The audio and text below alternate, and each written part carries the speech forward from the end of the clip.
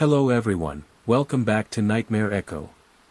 I know most of you use this video to sleep, so relax and drift off as we begin.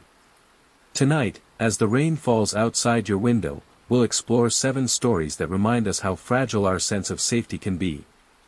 These are true accounts of ordinary people whose lives were forever changed by extraordinary circumstances. The night is long, and the rain falls steadily.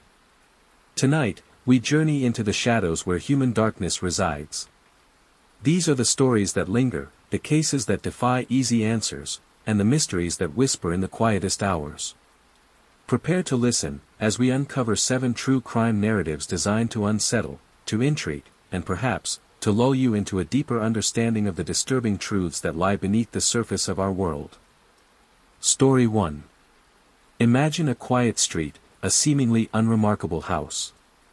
Neighbors greet each other, children play, and life unfolds with ordinary rhythm. But behind one particular door, an unspeakable darkness festered for decades, consuming lives and shattering every illusion of safety. This is the chilling tale of Fred and Rose West, and the horrors buried within their home on Cromwell Street. Fred West, a man with a troubled past, met Rosemary Letts, a young woman yearning for escape. Their union, born of shared vulnerabilities, quickly twisted into a partnership fueled by control and depravity. What began as disturbing fantasies soon escalated into a horrifying reality. The Wests were not just husband and wife, they were predators, and their hunting ground was their own home. Their first victim, Anna McFall, a young woman seeking a room to rent, vanished. Police, initially baffled, had no idea she was the first of many to be imprisoned and then eliminated within the walls of 25, Cromwell Street.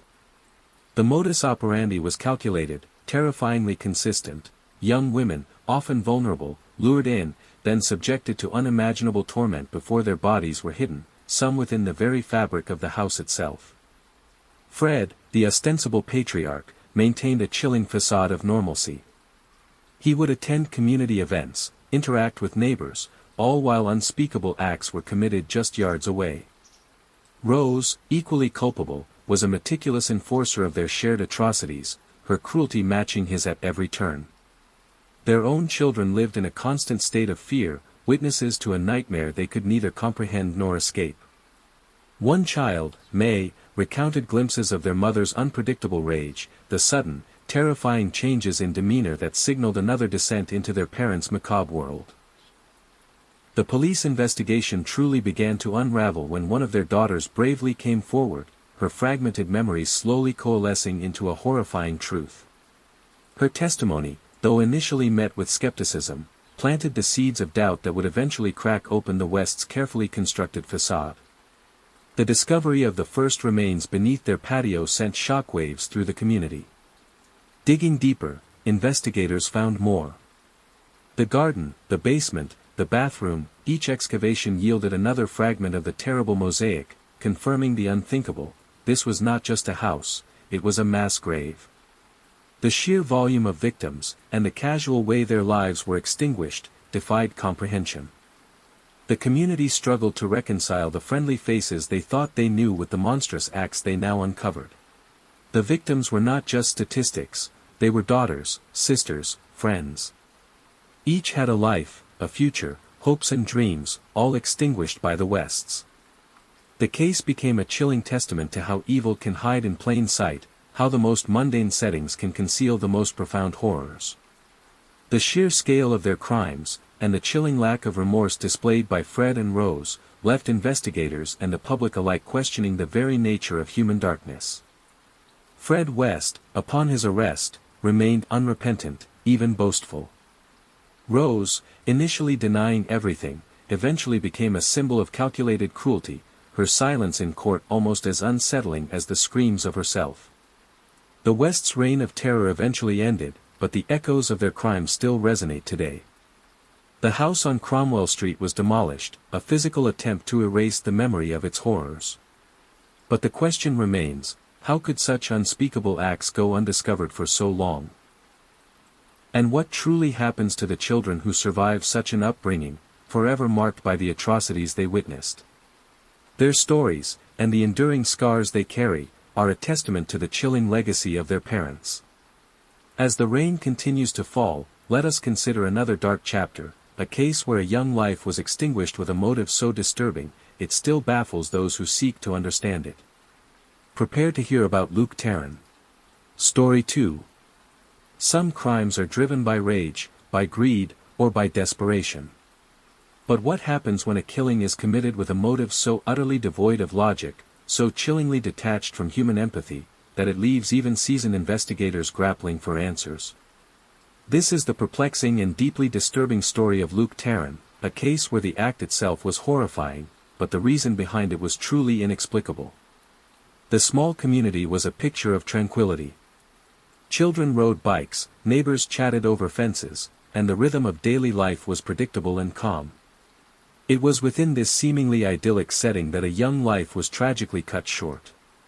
The victim, a child, was found dead, a scene that immediately shattered the peace of the community. The initial investigation focused on the usual suspects, those with known histories, or those who might have had a grievance. But as the pieces of the puzzle began to emerge, the focus shifted to someone entirely unexpected, Luke Tarrant. Tarrant was not a shadowy figure lurking in the night. He was, to all outward appearances, an ordinary member of the community. He had no known history of violence, no obvious reason to commit such a heinous act. This made his eventual confession even more unsettling. When confronted by detectives, Tarrant confessed to the killing, but his explanation for his actions was what truly sent chills down the spines of everyone involved. He didn't claim revenge, or anger, or a momentary lapse of control. Instead, Tarrant described a profound, almost detached, desire to experience the act of taking a life. He spoke of a curiosity, a chilling intellectual pursuit, rather than a surge of emotion. This motive, or lack thereof, defied conventional understanding of criminal psychology. How could a human being be driven to such an extreme act by what amounted to an abstract fascination? The interrogation room was a sterile space, but the words spoken within it were anything but. Detectives tried to push for a deeper reason, a hidden trauma, a moment of breakdown. But Tarrant remained unerringly consistent in his explanation. He was not remorseful in the way one might expect. His descriptions were clinical, almost academic, as if he were recounting an experiment rather than a brutal act of violence. The victim's family, reeling from their unimaginable loss, struggled to comprehend such a cold, calculated act, especially one without a discernible motive. The community struggled too. How do you protect yourself from someone who acts not out of passion, but out of an unsettling intellectual curiosity? The case of Luke Tarrant forced a terrifying re-evaluation of what drives individuals to commit the ultimate crime. It raised questions about the hidden depths of the human psyche and the disturbing possibility that some acts of violence stem from a place beyond our current understanding of evil. The trial was a somber affair, the prosecution presenting a case built on Tarrant's own unsettling admissions. The defense struggled to find mitigating circumstances when the defendant himself offered no explanation other than his chilling desire. Luke Tarrant was eventually confined, his name forever etched in the annals of true crime as a chilling example of a motive so alien, it continues to disturb. His story reminds us that not all darkness reveals itself in obvious ways, and that the motivations behind the most terrible acts can sometimes be the most perplexing. From a motive that defied logic, we now turn to a place steeped in dark secrets and historical whispers, a place where a tragic love affair ended in murder, and a chilling revelation came through a dream. Prepare to enter the story of the Red Barn murder. Story 3. In the quiet English countryside, where ancient paths weave through fields and small villages dot the landscape, a love story turned deadly. But what sets this particular tragedy apart is not just the act itself, but the chilling way the truth was ultimately revealed. This is the enduring mystery of the Red Barn murder, a tale of forbidden love, betrayal, and a mother's haunting dream. The year was 1827. In the small Suffolk village of Polstead, Maria Martin, a young woman known for her beauty, was entangled in a secret affair with William Corder, a local farmer's son. Their love was complicated by societal norms and the fact that Maria had already had children out of wedlock. Corder, eager to avoid scandal, promised to marry Maria, but only if they could escape to a distant town. Their plan was to meet at a nearby red barn, where he would escort her away. On the appointed day, Maria, dressed in male attire to avoid detection, set off for the barn. Corder was seen entering shortly after. But Maria was never seen again. Corder, upon returning, spun a tale of her abandoning him, of her running off to parts unknown. He claimed she had written to him, explaining her sudden departure. The village, though suspicious, had little to go on. Maria's family, particularly her mother, was distraught, but without a body, their grief was amplified by the agonizing uncertainty. Months turned into a year. The whispers in the village grew louder, fueled by Corder's increasingly erratic behavior and his attempts to sell off Maria's belongings. But it was Maria's stepmother, and Martin, who would hold the key to the grim truth. Troubled by persistent, vivid dreams, she saw Maria's body, hidden beneath the floor of the very red barn where she was last seen.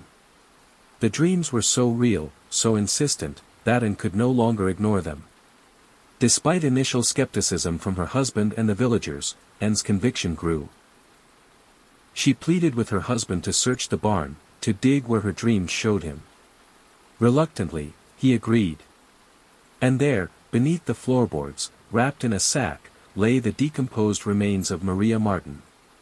The discovery sent shockwaves through the community and ignited a nationwide sensation. The immediate focus turned to William Corder, who by now had fled to London and remarried, attempting to start a new life. The pursuit was relentless, a testament to the outrage felt by the public. Corder was apprehended and brought back to Suffolk for trial. During the proceedings, the full extent of his deception and cruelty was revealed. He had not only murdered Maria, but had also meticulously buried her to conceal his crime, hoping she would simply vanish from memory. The evidence was damning: the distinct handkerchief used to suffocate her, the eyewitness accounts of her last known movements, and of course, the body itself. The dream, though not admissible as direct evidence, played a powerful role in guiding the investigation and captured the public's imagination. William Corder was found guilty and sentenced to death, a swift and public execution that served as a stark warning. The Red Barn murder became a cautionary tale, a Gothic true crime sensation that highlighted the power of instinct and the chilling way secrets can be brought to light. It was a story that echoed in ballads and plays for generations, a testament to a mother's unwavering conviction and the tragic end of a forbidden love. As the reign continues, let us turn our attention to a far more prolific and elusive figure, a predator who stalked the French countryside, leaving a trail of death and terror in his wake. Prepare to hear the story of Joseph Vacher, the French Ripper. Story 4. In the late 19th century, fear gripped the French countryside. Travelers, particularly the young and vulnerable, vanished without a trace, their bodies later discovered with brutal injuries. A pattern began to emerge, pointing to a single, terrifying individual. This is the chilling account of Joseph Vacher, a drifter who earned the ominous moniker of the French Ripper, and whose reign of terror left an indelible mark on a nation. Joseph Vacher was a vagrant, a man with no fixed abode, drifting from village to village, taking odd jobs where he could find them. Beneath this unassuming exterior lay a disturbed mind, one that harbored violent impulses. His victims were varied: young shepherds, farm girls, and lone travelers. They were often found in isolated areas, their deaths marked by extreme violence, a signature that investigators would slowly piece together. The authorities, initially slow to connect the disparate crimes across different regions, eventually realized they were dealing with a serial killer. The lack of witnesses and the vastness of the countryside made his apprehension incredibly difficult. Vacher was a ghost, appearing and disappearing, leaving behind a trail of grief and terror. He sometimes left notes, chilling and taunting, further demonstrating his disturbed state. His method was brutal and consistent, involving strangulation and dismemberment. The sheer number of victims, estimated to be over 24, made him one of the most prolific killers of his time. Communities lived in fear, children were kept close, and lone journeys became fraught with peril. The newspapers sensationalized his crimes, fueling public anxiety and demands for his capture. The breakthrough came when Wacker, in a moment of arrogance, confessed to some of his crimes during an unrelated incident. He claimed to be insane, a tactic to avoid responsibility, but the meticulous details he provided, the chilling precision of his recollections, painted a picture of a calculating predator rather than a man lost to madness. During his trial, Wacker presented a theatrical defense, attempting to portray himself as a victim of circumstances, driven to violence by a mental illness. However, the evidence against him was overwhelming, and the testimonies of the victims' families were heartbreaking. Dr. Alexander Lacassagne, a pioneering forensic psychiatrist, played a crucial role in analyzing Wacker, concluding that he was not truly insane, but a man driven by malevolent desires, capable of discerning right from wrong. He was a cold, calculating individual who chose to inflict suffering. The trial was a tense affair, with Wacker often interrupting, attempting to control the narrative, but ultimately failing. His arrogance masked a profound cruelty that shocked the court. Joseph Wacker was convicted and met his end at the guillotine, a fitting symbol of the era's justice. His legacy is one of pervasive fear and a stark reminder that some individuals walk among us, hiding unimaginable darkness. The French Ripper remains a chilling figure in criminal history, a testament to the predatory nature that can exist beneath the surface of normalcy. From the French countryside, we return to the chilling shadow of Fred and Rose West, not to revisit their crimes, but to explore the agonizing aftermath for their own children, a story of survival amidst unimaginable trauma. This is a look into where are Fred and Rose West's children now. Their adult lives have been a testament to resilience, but also a stark reminder of the enduring trauma. Relationships, trust, and even the simple act of existing in the world became complicated. They faced judgment, pity, and a constant struggle against the public perception of who they were versus who their parents were. The children often spoke of the difficulty of reconciling the image of parents who sometimes exhibited fleeting moments of normalcy with the horrifying reality of their true nature. The psychological scars are deep, a constant battle to escape the legacy of their parents' depravity. Their fight for healing is a powerful testament to the human spirit's capacity to endure, even in the face of unimaginable pain. The West children's ongoing struggle for peace and anonymity underscores the devastating ripple effect of true crime. Their stories are a testament to the profound and lasting impact of evil, and the long, arduous journey toward healing. Their lives are a quiet plea for understanding, a reminder that victims come in many forms, and that the children of monsters are also, in their own way, victims. Now, let us turn to a more recent case, one that involved a disappearance, a frantic search, and a chilling revelation about the individual responsible. This is the story of Mindy Morgenstern, and the relentless pursuit of her killer. Story 6. The disappearance of a young woman sends shivers through any community. The immediate questions, the desperate hope, the growing dread, all coalesce into a frantic search. But what happens when the answers lead to a chillingly mundane individual, someone who walked among us unnoticed? This is the story of Mindy Morgenstern, a life cut short, and the relentless pursuit that eventually brought her killer to justice. Mindy Morgenstern was a vibrant young woman, a college student with a bright future ahead of her. She was last seen at her apartment complex, and when she failed to appear for work, a deep concern began to spread among her friends and family. The initial stages of the investigation focused on finding Mindy. Posters were distributed, searches were organized, and the community rallied together, desperate for any information. The police followed every lead, interviewed countless individuals, but Mindy remained missing. The case grew cold, a painful mystery for her family, who clung to every shred of hope. However, law enforcement never truly gave up. The passage of time often allows for new technologies to emerge, and for individuals to make mistakes. Years passed, but the file remained open, a quiet testament to the enduring commitment of the detectives assigned to the case. The breakthrough came through forensic advancements, specifically DNA evidence. A cold case review led to the re-examination of evidence from the crime scene. A crucial piece of evidence, once considered insignificant, now held the key. The DNA profile obtained was entered into databases, and eventually, a match was made. The suspect was someone unexpected, an individual who had been living a seemingly ordinary life, without suspicion. The apprehension of Mindy Morgenstern's killer was a moment of profound relief for her family, but also a stark reminder of the hidden dangers that can lurk in plain sight. The killer, whose name we will not dwell on here, was an individual who had successfully blended into society, carrying his dark secret for years. His capture was a triumph of persistence and the evolving power of forensic science. During the trial, the details of Mindy's last moments emerged, painting a tragic picture of a life abruptly ended. The motive, as with many such cases, was difficult to fully comprehend, a disturbing blend of opportunity and malevolence. The killer's attempts to evade justice, to build a new life, ultimately failed. The legal process, though lengthy, provided the closure her family had desperately sought. The killer was sentenced to a long term of imprisonment, ensuring he would never again pose a threat to anyone. The case of Mindy Morgenstern stands as a testament to the unwavering dedication of law enforcement and the enduring power of forensic science in bringing criminals to account, even after years have passed. Mindy Morgenstern's story is a reminder that even when hope seems lost, justice can still prevail. Her killer's confinement offers a measure of peace, a quiet victory in the face of an unthinkable loss.